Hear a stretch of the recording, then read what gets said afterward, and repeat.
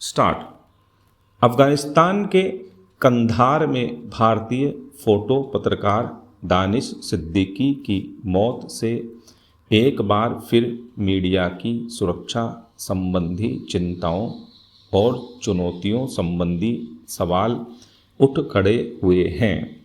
युद्ध और हिंसा वाले इलाकों में मीडिया के लिए अपने कर्तव्यों का निर्वहन कितना जोखिम भरा है, दानिश सिद्दीकी का प्रकरण इसका ताज़ा उदाहरण है।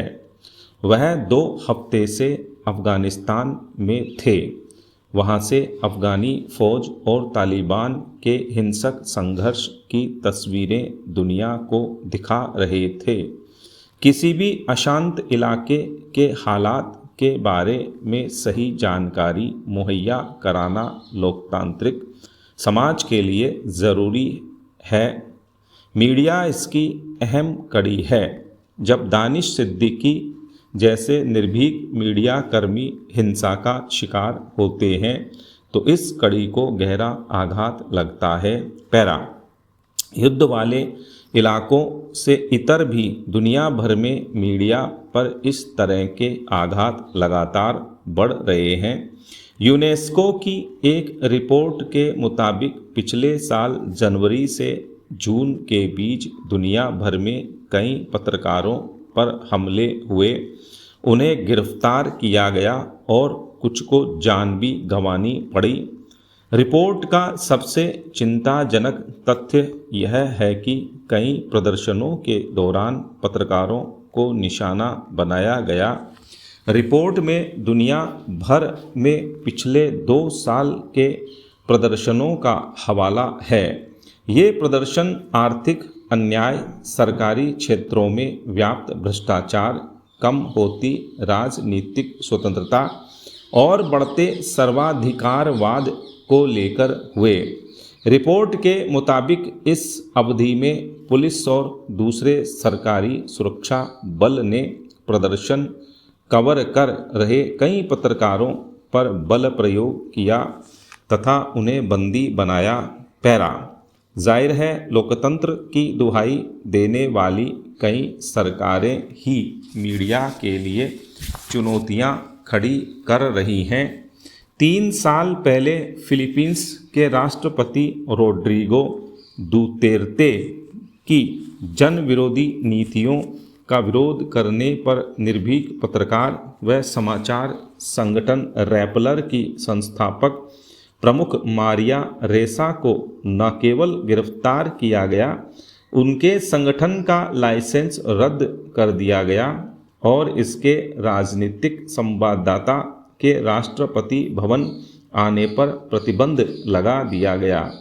कई देशों में शक्तिशाली सत्ताधीश आलोचकों को खामोश करने के लिए इसी तरह के पैंतरे अपनाते हैं। इन्हीं में उलझकर 2018 में सऊदी स्तंभकार जमाल खशोगी को जान गंवानी पड़ी तो 2019 में फुटबॉल टूर्नामेंट में भ्रष्टाचार का खुलासा करने वाले घाना के पत्रकार अहमद हुसैन सुवाले की हत्या कर दी गई।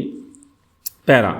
मीडिया पर लगातार बढ़ते हमलों की रोकथाम के लिए दुनिया भर में ठोस पहल और प्रयासों की ज़रूरत है। मीडिया पर किसी भी तरह का हमला अभिव्यक्ति की आज़ादी के साथ साथ लोगों तक सच पहुंचाने वाले सेतु पर भी हमला है।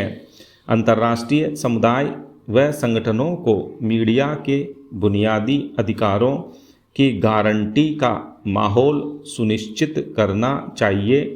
युद्ध, हिंसा और प्रदर्शनों के दौरान पत्रकारों की सुरक्षा पर विशेष ध्यान दिया जाना चाहिए। उन्हें दुश्मन के बजाय शांति दूत माना जाए ताकि उनकी हिम्मत और पेशेवर प्रतिबद्धता बरकरार रहे। पैरा। यह तो हद हो गई। चीन अब वैक्सीन वितरण से जुड़े संयुक्त राष्ट्र के संगठन के प्रभारी पर दबाव बना रहा है कि विश्व के गरीब देशों को बांटने के लिए संगठन उसकी वैक्सीन खरीद कर उसे कमाई करने दे। दुखद पहलू यह है कि चीन की इस योजना का वित्त पोषण अमेरिकी करदाताओं के दान के पैसों से हो रहा है। पैरा 2019 के अंतिम दिनों में चीन से महामारी का फैलना शुरू हुआ। तब से ही चीन महामारी की आड़ में अपने राजनीतिक और वित्तीय हित साधने में लगा है।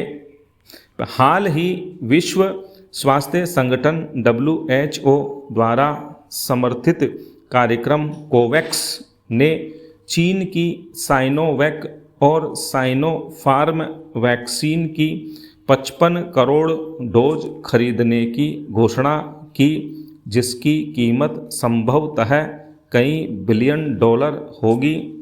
इससे अमेरिकी संसद और बाइडेन प्रशासन चकित है।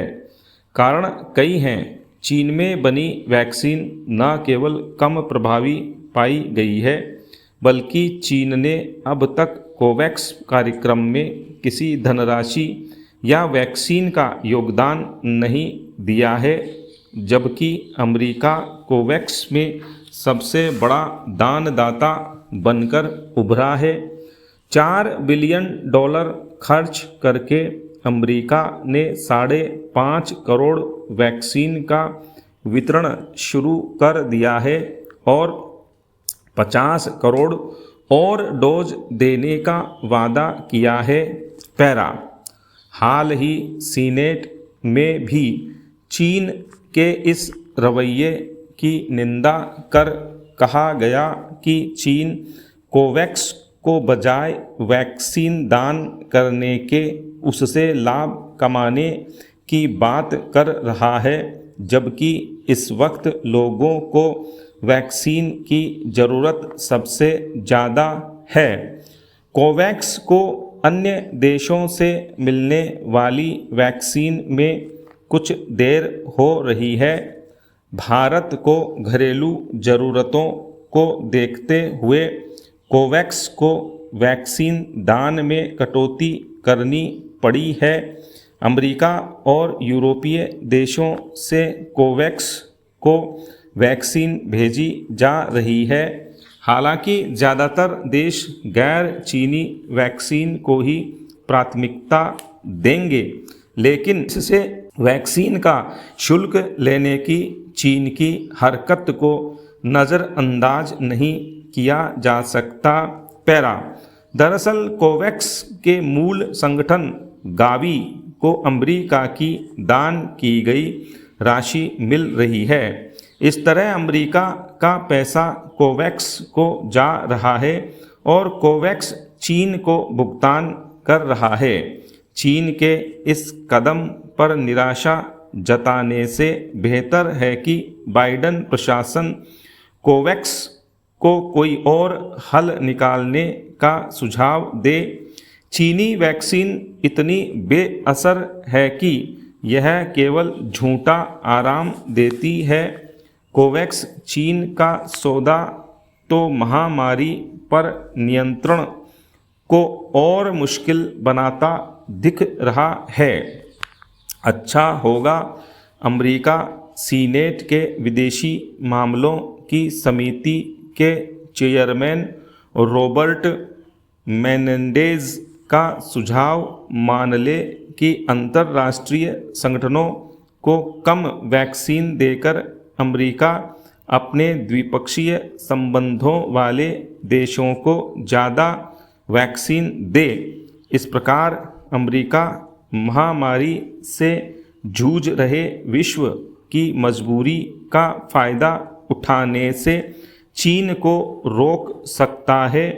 द्विपक्षीय स्तर पर वैक्सीन वितरण सही दिशा में उठाया गया कदम माना जाएगा। पैरा लगभग एक माह पहले 13 जून को एक कंप्यूटर में आई तकनीकी खराबी के बाद खगोलीय दूरदर्शी हबल को सेफ मोड पर चलाया गया। इस दौरान सारे अनावश्यक सिस्टम बंद कर देने पड़े।